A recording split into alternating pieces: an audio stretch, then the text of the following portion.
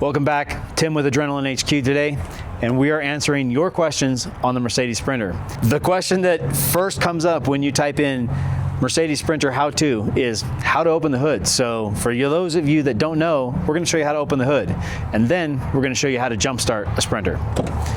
To open the hood, open the door, reach in, and underneath of the dash here, right on the driver's side kick panel, is a hood latch. Pull it down towards you.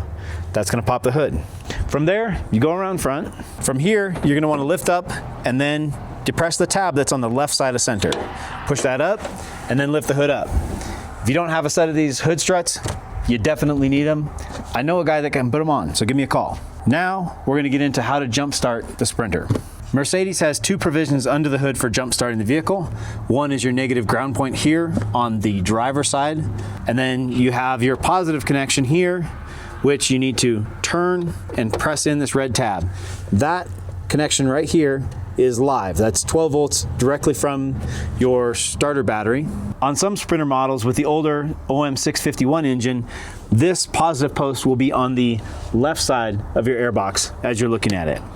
Regardless, it works exactly the same.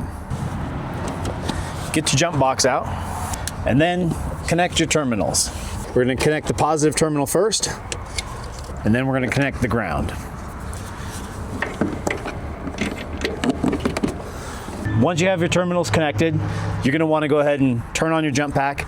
Each jump pack is going to be a little bit different, so make sure you read the directions that came with yours. Select the voltage, and then you can go ahead and start the car.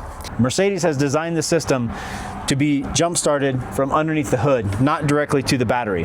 There are a lot of very sensitive electronics on these Sprinters, and it's always best to use these remote points here under the hood to protect your battery and to protect the van and all of the computer modules associated with it. Also, whenever possible, you want to use a jump pack versus jumping it from another vehicle. This is a very controlled amount of DC voltage and amperage that's going out to the van. Jump starting it with another vehicle that has the alternator running can introduce power surges to the vehicle that can damage those sensitive components. So whenever possible, use a jump pack. I hope this answers your question when it comes to how to jump start your van and how to open the hood.